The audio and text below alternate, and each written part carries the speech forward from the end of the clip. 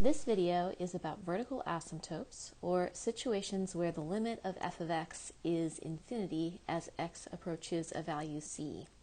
So we say that the limit of f of x as x approaches c is infinity if, as x gets close to c, f of x gets arbitrarily large. And in that case, we write limit as x approaches c of f of x is equal to infinity. A classic example of this would be the function f of x equals 1 over x squared. And for that function, the limit as x approaches c of as x approaches 0, c would be equal to 0 in this case, of 1 over x squared would be equal to positive infinity. And we could see why that's true by plugging in values close to 0 into f of x. So for example, f of 0.01, that would be 1 over 0.01 squared. So that's 1 over 1/100th, and that's flipping the fraction, or 1 over 100th squared. And flipping that fraction gets us 100 squared, which is 10,000. So putting in a very small number is going to get us a very large output. Notice if we put in negative 0.01, we would also have negative 0.01 squared. So that would be negative 1 over 100 squared. Negative 100 squared would also give us a positive 10,000. So both from the left and the right side, the limit as x goes to 0 of 1 over x squared gives us positive infinity. So the actual function, if we graphed it, would look something like this. And as x is getting close to a value of 0 on either side, we've got a vertical asymptote, a limit of f of x approaching positive infinity as x gets close to 0. Similarly, the limit of f of x could approach negative infinity if, as x gets close to c, f of x becomes arbitrarily large in the negative direction. An example of that could be, let's say, g of x equals 1 over negative x minus 1 squared, for example. So this is going to have the same kind of shape as what we saw above, but it's going to be shifted over 1 unit. The asymptote is going to happen when the denominator is equal to 0, so the asymptote is going to happen at x equals 1. And the graph is going to be a same kind of shape, but flipped upside down because of that negative. So the graph would look like this. And so in our case, we have a limit as x approaches 1 of 1 over negative x minus 1 squared equals, in this case, negative infinity. So we've got a vertical asymptote with g of x approaching negative infinity as x approaches 1. There are also situations like the function f of x equals 1 over x, where f of x might approach negative infinity from one side and positive infinity from the other side. So if we look at f of x equals 1 over x, when we put in a small negative number, so like f of negative 0.01, that would give us an output of negative 10, whereas f of positive 0.001 would give us an output of positive 1,000. Sorry, that's a negative 100 up there. So those are outputs. So as x is approaching 0 from the left, limit as x approaches 0 from the left of 1 over x would get close to negative infinity, whereas the limit as x approaches 0 from the right of 1 over x is going to give us positive infinity. So this function looks like this. This is the function f of x equals 1 over x, a sketch of it. And we see that this is the left-hand limit. And that left-hand limit, remember, is denoted with a negative in the superscript. and this is our right-hand limit, and so that's the limit as x approaches 0 from the right. The limit as x approaches 0 from the left.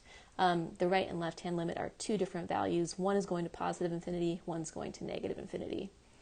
So up there in words, the limit of f of x as x approaches c from the left is infinity if as x gets close to c for values less than c, f of x gets arbitrarily large, or negative infinity if f of x gets arbitrarily large in the negative direction, and the limit as x approaches c from the right is infinity if as x gets close to c for values x larger than c, f of x gets arbitrarily large.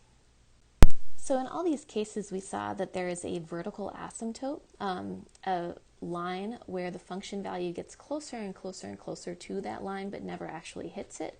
We call that a vertical asymptote. And x equals c is a vertical asymptote if either the left-hand limit as x approaches c is positive or negative infinity, or the right-hand limit is positive or negative infinity as x approaches c, or both. So if any of those things is true, then x equals c is a vertical asymptote.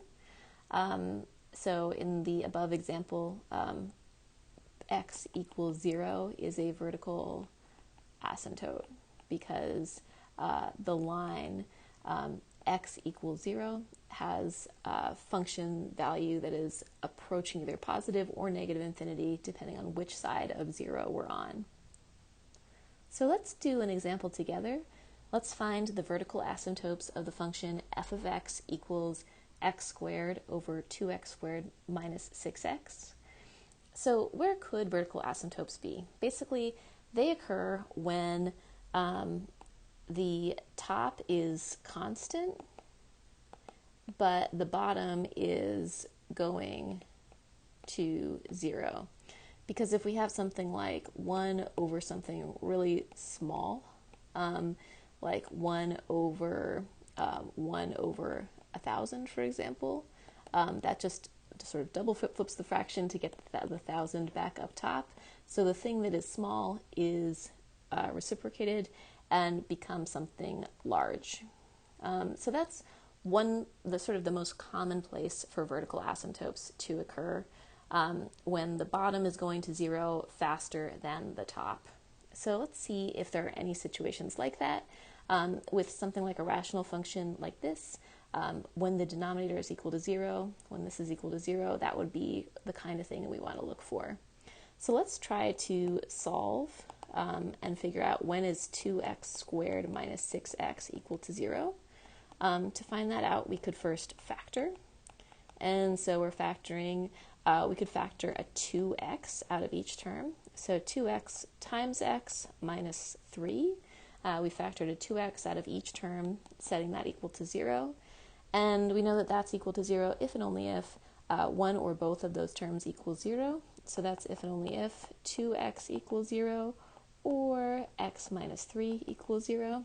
And that's if and only if x equals 0, solving for x, or x equals 3, again, solving for x. So these are the two roots of the original equation. And now these are potential or possible asymptotes. And now I need to actually check, and I'm going to check to see whether or not they're actually asymptotes by finding the limit as x approaches 0 of our function and the limit as x approaches 3 of our function, and see are either of those plus or minus infinity. If either is plus or minus infinity, then it's an asymptote. If it's just a number, that is not an asymptote. So let's take a look at this first limit, the limit as x approaches 0 of our function x squared over 2x squared minus 6x. So this is equal to the limit as x approaches 0, and we can factor as we did above. So this is x squared is x times x, and we could just factor an x out of the lower term, x times 2x minus 3. And if we do that, Then we've got the limit as x approaches 0. Remember that this limit is for x not equal to 0 but close to 0. And that means we could cancel out one of the x's from both the top and the bottom because we're not dividing by 0 since x is not actually equal to 0 as it's just approaching 0.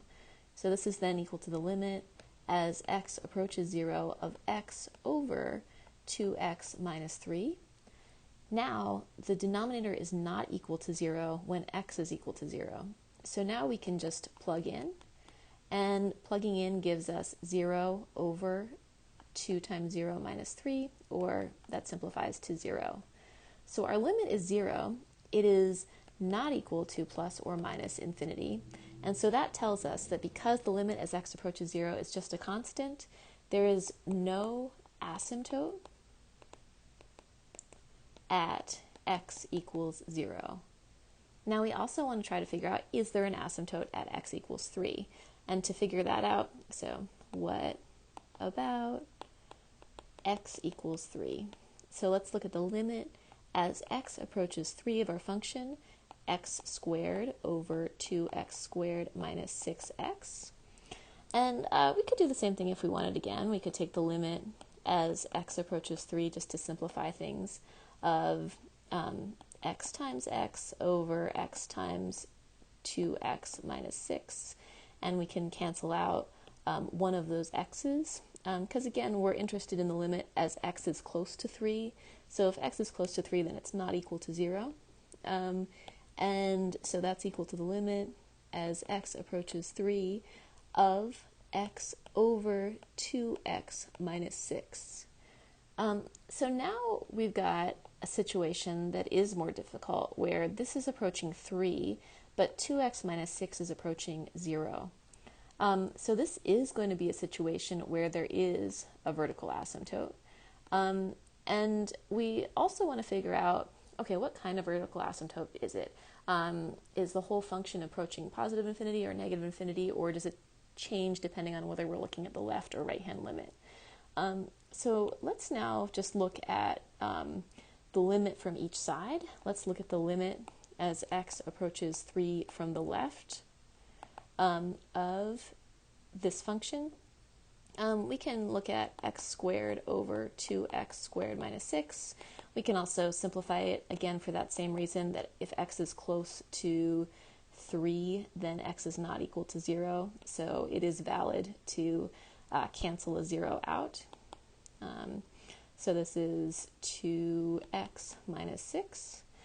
And that means that we could say, okay, x is approaching 3 from the left. So that means that x is close to 3, but x is less than 3.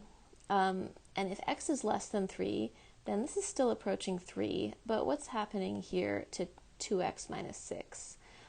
If we plug in a value less than 3, 2x minus 6 is going to be less than 6 minus 6, because, again, 2x is less than, x is less than 3, so 2x is less than 6.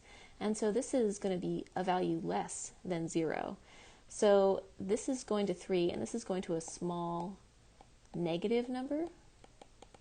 And so the whole thing is going to be going to negative infinity because it's a constant 3 divided by a tinier and tinier and tinier number. Dividing by a small value is like multiplying by its reciprocal, multiplying by a large value. So we're multiplying by a large negative, and the whole limit is going to negative infinity. Similarly, if we look at the limit as x goes to 3 from the right-hand side, that's going to be the limit when we simplify of x over 2x minus 6. And as x goes to 3 from the right, that means x is larger than 3.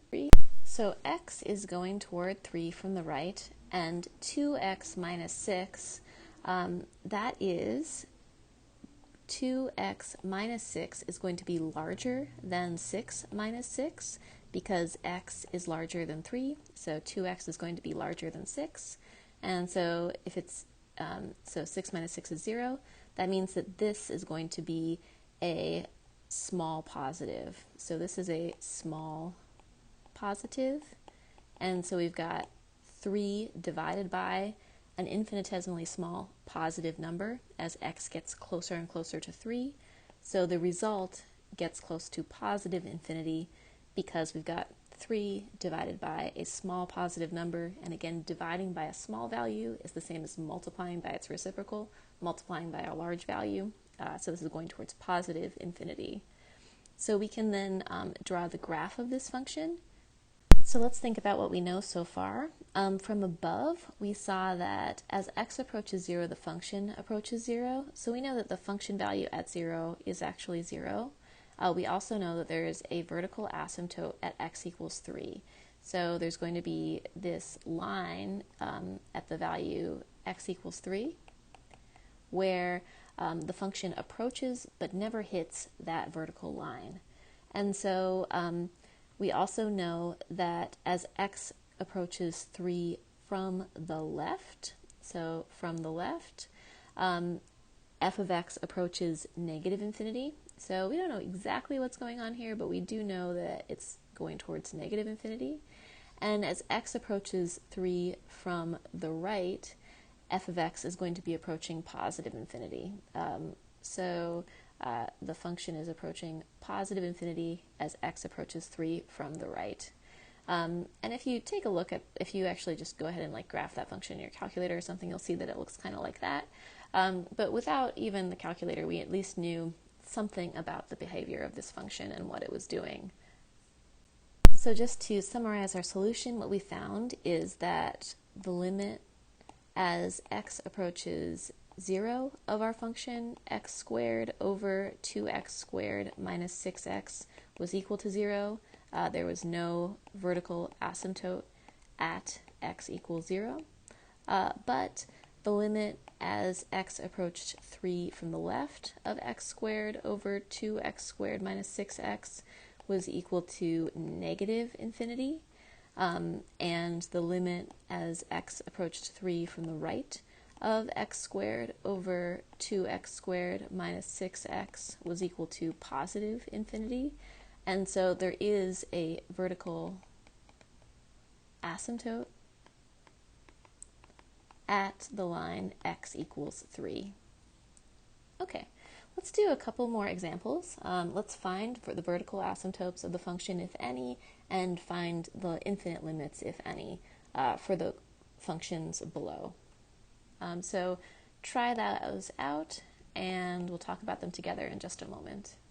Okay, so looking at this first example, we know that possible vertical asymptotes are going to occur for rational functions when the denominator is equal to 0.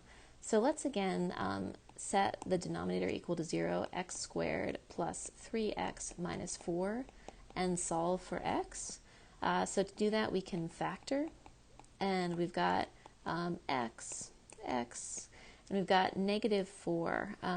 So this could be a 2 and a negative 2, or it could be a 4 and a 1. Since I know my middle term must add to 3, 4 and a 1 is a better bet. And I see I need a positive 3x, so a positive 4 and a minus 1 will do it for me. Then that means that either x is equal to negative 4 or x is equal to 1. So those are the two roots of the denominator. And now I want to see if either of those is a vertical asymptote. So now to check for vertical asymptotes, the way to do that is to look at the limit as x approaches each of those values for the function. So let's look at the limit as x approaches negative 4 of our function g of x. That's 2x squared plus 5x minus 7 over x squared plus 3x minus 4. So at this point, I could look to see if factoring could simplify the situation at all. So limit as x goes to negative 4 of, I've already factored the denominator into x plus 4 times x minus 1. Let's see if the numerator factors at all. So 2x squared plus 5x minus 7, that would factor into a 2x term and an x term. And then, for negative 7, basically that must be a 1 and a 7 somehow. And so let's try a 1 and 7. I I need the middle to add together to be a 5x. So I've got, if I did 2x minus 1, that's negative 2x, plus a 7x, that would give me a positive 5x, so that would work. So my numerator is factoring into 2x plus 7 times x minus 1. Now I could cancel some of that. So if x is near negative 4, that means that x is not actually equal to 1. So x is not equal to 1, that means that x minus 1 isn't 0, and I can cancel. So I've got the limit as x approaches negative 4 of 2x plus 7 divided by x plus 4. Now I see that I am going to have a vertical asymptote at x equals negative 4 because I see that the numerator is not going to 0. The numerator is going to 2 times negative 4 plus 7. That's negative 8 plus 7, that's negative 1. And the denominator is going towards 0. So I am going to have a vertical asymptote, and I know I'm going to have a vertical asymptote because the numerator is going towards a constant value while the denominator is going towards 0. So now let's try to figure out what kind of vertical asymptote we had at x equals negative 4. So at x equals negative 4, is the function going to positive or negative infinity from each side of x equals negative 4? Let's look at the limit as x approaches negative 4 from the left-hand side. That's for values of x that are close to negative 4 but less than negative 4 of 2x plus 7 divided by x plus 4. So as x gets close to negative 4, we saw that 2x plus 7 is getting close to negative 1, and this is getting close to 0, but is it a positive 0 or a negative, positive small number or a negative small number? So since x is less than negative 4, that means x plus 4 is going to be less than negative 4 plus 4 is going to be less than 0. And so this is going to a small negative value. And so what is this? This is negative 1 divided by a negative small value. And so it's a negative divided by a negative. That means it's a positive infinity. We've got 1 divided by a really small number gives us a large number in magnitude. And because there are 2 negatives, those cancel each other out to give us a positive infinity. So as x goes to negative 4 from the left, f of x is approaching positive infinity. Now let's see what happens as x goes to negative 4 from the right. Limit as x goes to negative 4 from the right-hand side, 2x plus 7 divided by x plus 4. Now we're going from the right-hand side. So this is for values x greater than negative 4 but close to 4. Again, we know that the numerator is going to go to negative 1 still when we plug in negative 4. But now our denominator, it's going to be x plus 4 is going to be greater than negative 4 plus 4 because x is larger than negative 4. So that's greater than 0. So this is a small positive value. And so we've got negative 1 divided by a small positive value. That's negative infinity. So as x goes to negative 4 from the right, we know that f of x is going to go towards negative infinity. Okay, we still have another value to check for the vertical asymptotes. So remember that our vertical asymptotes were where the denominator was equal to 0 or could occur when the denominator is equal to 0. And we already said that yes, there is a vertical asymptote at x equals negative 4. Now we also need to check x equals 1, the other root for that denominator. So we can look at the limit as x goes to 1 of the function g of x, 2x squared plus 5x minus 7 divided by x squared plus 3x minus 4. So we've already done the work of factoring that once. Let's bring that back. So we saw the denominator factored into x plus 4 times x minus 1, and then the numerator factored into 2x plus 7 times x minus 1. So we can cancel the x minus 1 and the x minus 1 out because x is approaching 1 but not actually equal to 1. So this is the limit as x approaches 1 of 2x plus 7 divided by x plus 4. And as x approaches 1, oh, awesome. This is a little bit easier this time. It's just 1 plus 4. We can just plug it in. The denominator is not equal to 0. And the top is 2 times 1 plus 7. So we've got 9 over 5. So this is not plus or minus infinity, and therefore there is no vertical asymptote at x equals 1. So to summarize, we know that there is no vertical asymptote at x equals 1, but that the limit as x goes to 4 from the left of g of x is positive infinity, and the limit as x goes to negative 4 from the right of g of x is negative infinity. That was towards negative 4. And so there is a vertical asymptote at x equals negative 4. We could do a rough sketch of our function based on what we know here. So we know that there is a vertical asymptote at x equals negative 4, 1, 2, 3, 4. There is going to be a vertical asymptote there. We also know one value of the function at least. We know that as x approaches 1, f of x approaches 9/5. So 1, and then the output is 9/5, a little bit bigger than 2. So we know that.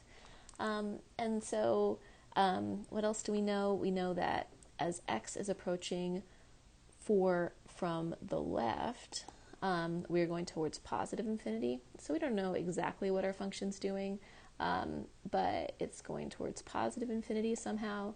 And we don't know exactly what our function's doing on the right of that asymptote, x equals negative 4, but we know that as x is approaching negative 4 from the right, we go into negative infinity, and we also know that it hits that value. So something like that is what our function is doing. Okay, let's look at our next example. H of t equals cosine of t over t to the 4th plus 2. Thankfully, this is a much easier example. So are there any vertical asymptotes? They can occur. In this case, the cosine of t, it's always defined, so this part is okay. The only potential vertical asymptotes in our case would be when the denominator is equal to 0. And notice that t to the 4th plus 2 is always greater than or equal to 0 plus 2, because something raised to the 4th is always non-negative. So it's always greater than or equal to 2, which means it's never equal to 0. So there are no vertical asymptotes for this function. And that's all we've got to say about part 2. For part 3, f of x equals 3 plus x over 1 minus e to the x. This has potential vertical asymptotes when the denominator is equal to 0. So 1 minus e to the x, is that ever equal to 0? Yes, it is. So we could solve for x, 1 equals e to the x. The inverse of e to the x is natural log, so natural log of 1 equals ln of e to the x. That means natural log of 1 equals x. The natural log and e to the something undo each other, so just x is left over, and then we could figure out what's the natural log of 1. The natural log of 1 is the value 0. So x equals 0 is the only solution to that equation. We could have also just done it by saying, for what value, when is e to the x equal to 1? Well, we know that anything to the 0th power is always 1. So that is the only value, e to the 0 equals 1, that makes this equation true. So 0 equals x is the only solution, and so that's the only place where our denominator is equal to 0. So we have to think about the limit as x approaches 0. of this function 3 plus x over 1 minus e to the x. So we see that the numerator is going to go towards 3, the denominator is going to go towards 0. So yes, there is going to be a vertical asymptote at x equals 0. We just want to figure out, are we going to positive or negative infinity? Is it going to the same place from both sides or different places? So let's look at the limit as x goes to 0 from the right-hand side first of 3 plus x over 1 minus e to the x. So the numerator is going towards 3 no matter what. The denominator, 1 minus e to the x. So if x is going to 0 from the right, that means x is greater than 0 but close to 0. So what about e to the x? This is going to be greater than e to the 0 because e is an increasing function, or e to the x is an increasing function. E to the x is looking kind of like that. So if x is greater than 0, then e to the x is greater than e to the 0, which is equal to 1. So 1 minus e to the x, subtracting something bigger than 1, is going to be less than 0. It's going to be a small negative.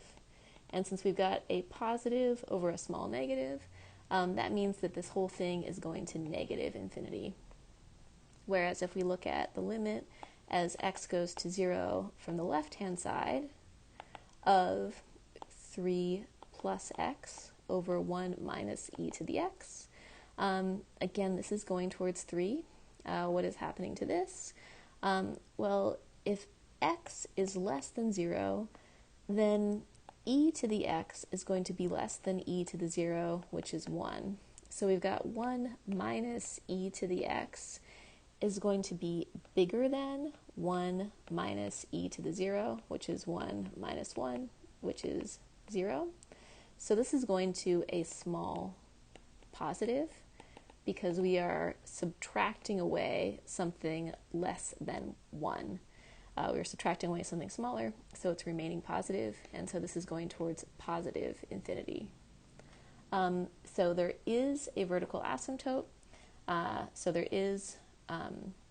the function f of x equals 3 plus x over 1 plus e to the x has a vertical asymptote at x equals 0, and the limit as x approaches 0 from the left of the function, 3 plus x over 1 plus e to the x, the left-hand side was positive infinity. The right-hand side limit as x goes to 0 from the right of 3 plus x over 1 plus e to the x was negative infinity. So that's all of our solution right there.